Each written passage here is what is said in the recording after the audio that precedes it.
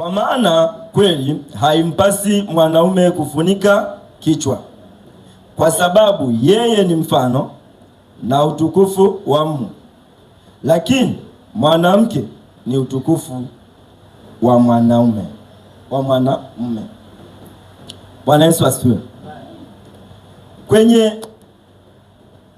kitabu hiki cha Wakorinto, neno la Mungu linasema kwamba mwanaume haimpasi kufunika kichwa, ikiwa na maana kwamba mtu, tukizungumza kwa maneno mepesi, tunaweza tukasema kufunika kichwa maana yake kuweka labda kofia, labda kutafuta kitambaa ukajifunga.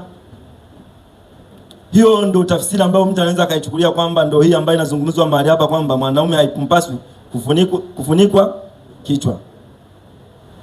Lakini huu ni utaratibu, mstari huu unatupa utaratibu, na huku imeelezea pia upande wa mwanamke kwamba yeye anastahili kufunikwa kichwa. Unaweza kufikiri yeye anastahili kufunikwa kichwa kwa maana ya kuvaa kitambaa au kufunika na kofia, lakini neno hili halimaanishi hivyo, kwa sababu Mungu hapa alikuwa anaelezea namna ya utaratibu ambavyo sisi tunatupasa tuishi, namna tunatakiwa sisi tuenende, namna ambavyo tunatakiwa sisi tumche Mungu. Bwana Yesu asifiwe. Bwana Yesu asifiwe. Kichwa cha somo: mwanadamu ni taswira ya Mungu. Mwanadamu ni taswira ya Mungu. Mwanadamu amewekwa kuwa taswira ya Mungu. Bwana Yesu asifiwe.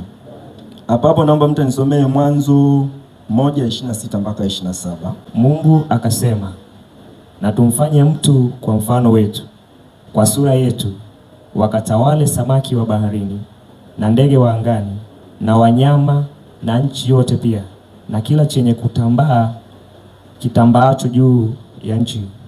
Mungu akaumba mtu kwa mfano wake, kwa mfano wa Mungu alimuumba, mwanaume na mwanamke aliwaumba. Hapa neno la Mungu linasema, wakati fulani ukiwa unasoma maandishi haya yanasema kwamba Mungu akasema na tumfanye mtu. Na mtu Mungu ambaye alimfanya ni Adamu.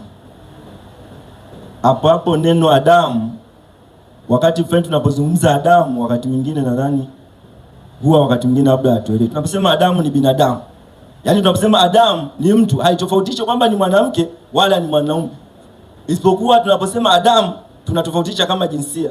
Lakini ukitafuta maana ya neno Adamu, inamaanisha mtu, inamaanisha binadamu. Kwa hiyo kumbuka kwamba kule walimuumba Adamu, na Adamu huyo mwanamke akatoka ndani ya Adamu, lakini uhalisia wa neno Adamu linamaanisha binadamu au mtu. Kwa lazima tunapoendelea mbele huu unafahamu kwamba tunaposema Adamu, ukisikia mtu anasema Adamu, unaweza kufikiri bwana mtaji Adamu ambaye aliumbwa na Mungu. Sawa, Adamu maana yake ni nini? Unamwambia Adamu ni mtu. Haitofautishi kwamba wewe utaitwa Adamu, lakini kumbuka ukisema Adamu pale hakuna cha kutofautisha jinsia. Kwa Mungu alipomuumba akamfanya mtu kwa sura yake, na alipomfanya mtu kwa sura yake, na maana sisi tuko mahali hapa ili tuwe na taswira ile inayofanana na Mungu. Tuwe na taswira inayofanana na nani? Na Mungu. Kwa maana hiyo utukufu, tukirudi kule kwenye utukufu ambao Mungu alimuumba kamkabidhi mwanaume, ilikuwa ni ile hazi, ni ile hali, ni ule utaratibu, ni ile hatua ambayo wewe utampendeza Mungu. Wewe utaenenda, watu watajua kabisa huyu mtu kabisa anafanana na Mungu. Huyu mtu kabisa anaenda kwa utaratibu ambao Mungu yeye ameupenda. Kwa maana ongea yake, tembea yake, mtazamo wake, anapokaa katikati ya jamii, kwamba kila mtu akimwangalia anatambua kabisa huyu mtu ana kitu cha tofauti. Lakini huu utukufu ambao Mungu anataka sisi wanaume tuwe nao wa leo, sio utukufu pale tunapokuwa nyumbani kwamba tumnyanyase. Labda unaishi na mke wako umnyanyase, labda wewe una uwezo kuliko ndugu zako wanyanyase, labda wewe una uwezo kuliko majani zako wanyanyase. anamaanisha ni ile hali ya unyenyekevu, ni ile hali ya utii, ni ile hali ya mfanano wa kimungu katika kweli, katika haki na katika upendo na kujinyenyekeza. Sisi wanaume ukiangalia hapa kanisani, na maana tunafunikwa na wanawake, ijapo neno limetutaja kwamba sisi ni utukufu wa Mungu na hatupaswi kufunikwa. Shetani anajaribu kupambana na wanaume, na ukiangalia asilimia kubwa sana, changamoto kubwa sana ambazo zimewafanya wanaume wengi wasiweze kuendelea au wasiweze kuhudhuria ibada vizuri, atakwambia mimi nipo natafuta, atakueleza mimi sina muda. Wakati huu mstari na maana anaufunika. Inafika mahali ya kumbuki kwamba yeye anatakiwa awe mfano, kwa maana yeye anatakiwa awe mfano pale nyumbani, badala mke wake awe mfano, yeye ndo anatakiwa awe mfano. Hata ukiangalia hapa kanisani, labda kwaya, ukiangalia kwaya za mama zitafanya vizuri, kwaya hii itafanya vizuri, kwaya hii itafanya vizuri, lakini ukiangalia idadi bado watatufunika. Lakini sisi tupasa sisi tuwafunike wamama, ili wamama wajifunze kutoka kwetu. Huo ndo utukufu ambao Mungu anauzungumzia, kwamba sisi ule uchaji wake, tunavyomcha Mungu, tuweze kuwavuta wengine, tuweze kuvuta jamii nyingine iweze kujifunza kwetu sisi. Sio utukufu wa kujiinua, sio utukufu wa kujisifu. Kwa sisi kama wanaume, wiki yetu hii tunatakiwa wale ambao tulikuwa tunakaa nao ni marafiki zetu, tufanye ushuhudiaji. Huo ndo utukufu ambao ndo tunapo tunazungumziwa, hatupaswi kufunikwa,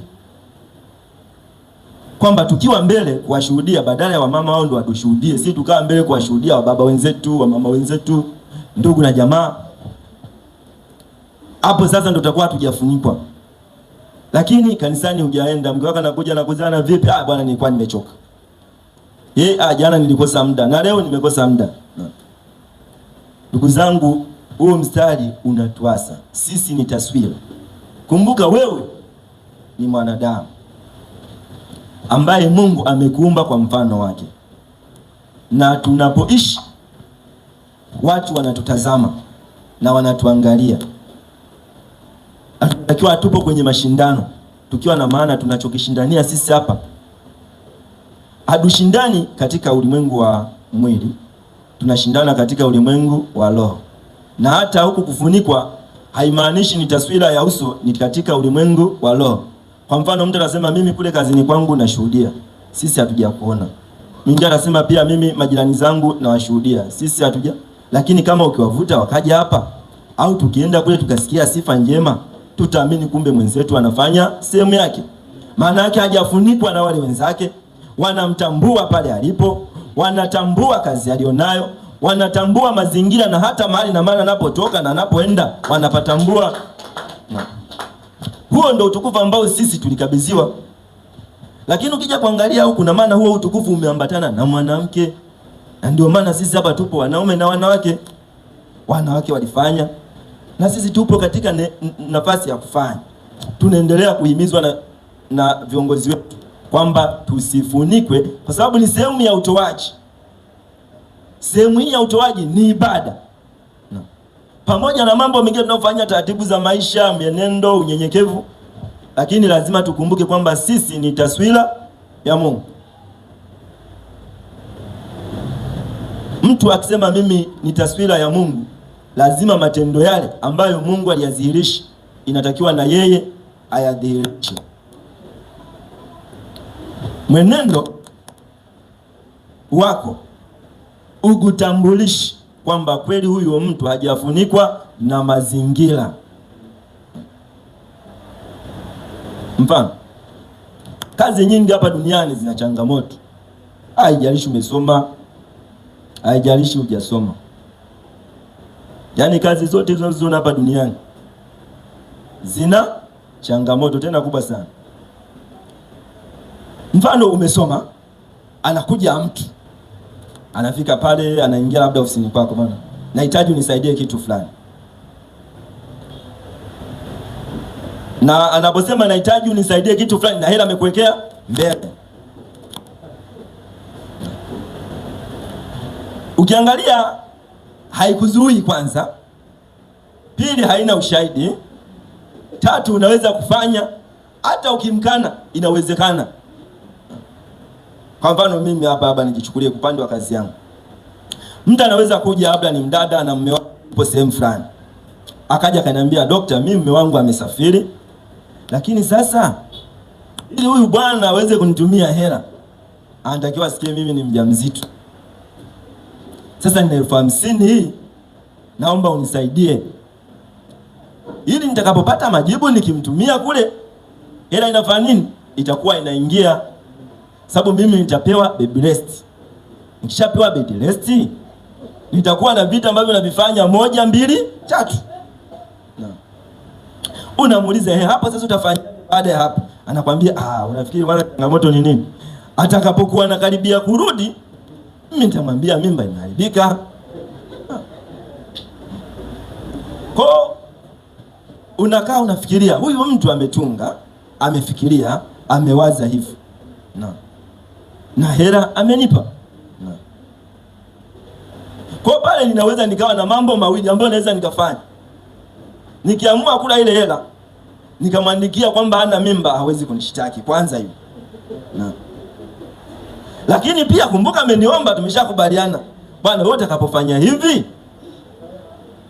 mimi nakupa hela, na maana kosa langu la kwanza litakalokuwa pale tumekubaliana, lakini sijamtimizia matakwa yake, hilo pia ni kosa. Lakini pia nikichukua ile hela mimi nikala, kwanza nimetenda dhambi moja. Dhambi ya kwanza nimeshiriki, nitakuwa nimeua yule, ataambiwa bwana, mimba ile iliyokuwepo imetoka, nimesafishwa, nimefanywa hivi. Hiyo ni sehemu ya kazi. Lakini akija mtu kama yule kamuiza hivi, wewe ingekuwa ndio wewe unafanyiwa hivyo, unafikiria nini? Kwa mtu atagundua, atafahamu, ataelewa, atajua hapa kuna changamoto. Hapa huyu mtu ni tofauti. Hapa huyu mtu ni hivi. Utamwelezea umuhimu, utamwambia kila anachofanya kwamba hakitakikani, atagundua, atasema hapa nimeingia mahala ambapo sipo. Lakini lazima moyoni pawe pana ushuhuda huku kwamba hiki ninachokizungumza, yani maana yako unapoona kile kitu kimetokea pale.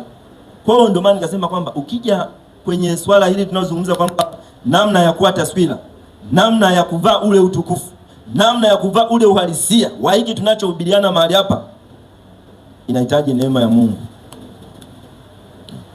Inahitaji neema ya Mungu. Kwa mfano, nimtolee Neema Maliki.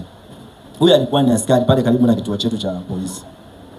Wale jamaa walikuwa wakigombana, wale mgambo wakienda na maana kama kumkamata mtu. Wanajua tukimkuta Neema Maliki hapa hatupati kitu. Kwa aliacha historia ambayo ni nzuri.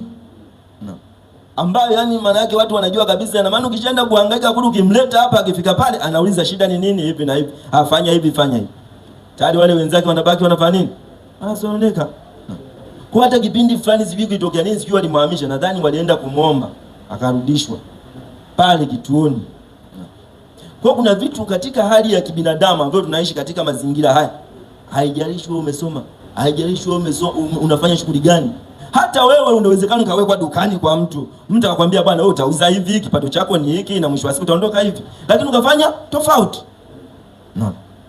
Maana kuna mambo unayafunika. Badala usifunike yale mambo yanakufunika. Badala usifunike yale mambo yanakufunika. Kwa hiyo tunapozungumzia kufunikwa, hatumaanishi ile kufunikwa yani usoni. Ni kufunika ile kile kilichopo rohoni. Kwa hiyo wewe, mazingira yoyote uliopo yasikufunike. Kwa hiyo unapokaa, unapotembea, unapowaza, unapofikiri, kazi yako isikufunike. Elimu yako isikufunike. Kuongea kwako kusikufunike, wewe bado kufunike. Kwa mfano, kuna mtu ambaye akitukanwa hawezi kufunika, yani yeye lazima atatukana.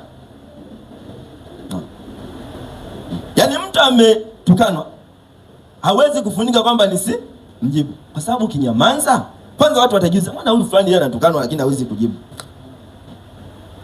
Na maana pale kuna kitu ambacho nakifundisha mazingira yale, kuna kitu ambacho watu wataondoka pale wanajifunza. Bwana Yesu asifiwe. Kwa hiyo huu utukufu ambao tunauzungumzia haupo kwa wanaume, upo kwa watu wote.